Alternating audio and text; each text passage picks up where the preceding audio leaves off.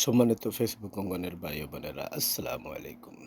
তা আজকে যে প্রশ্ন নম্বর 22, এখানে প্রশ্ন করা হবে, হে কোরআন, যে খতমের জন্য যে এটা তাড়াহুড়া করা যাবে কি?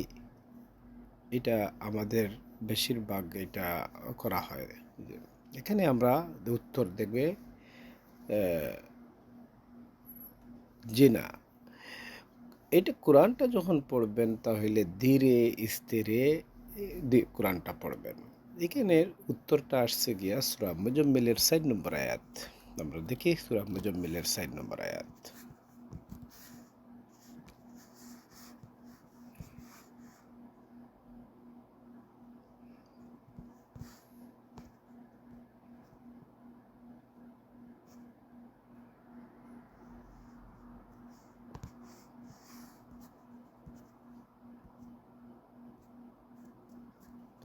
এখানে আল্লাহ সুবহান বলছেন, আউযু বিল্লাহি মিনাশ শাইতানির রাজিম, ও ইয দাআলা আলাইহি ওয়ারাত্তিলিল কুরআনা তারতিলা।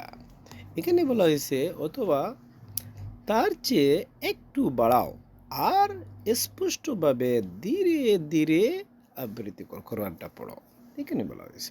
এরপরে তাছাড়া আরও আমরা দেখি সূরা তোহার যে ১১৪ নম্বর।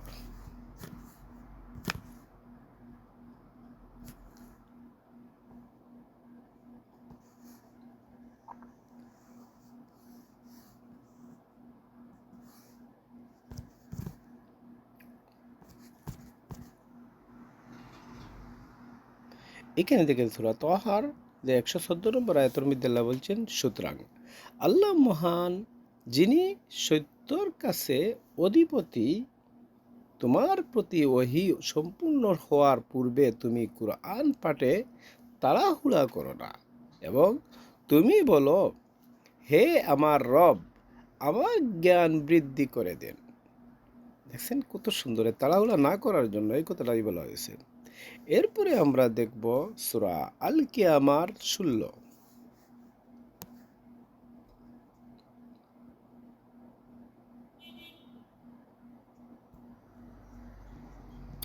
আল কিয়ামার ১৬তে আমরা দেখি, আল কিয়ামা ১৬।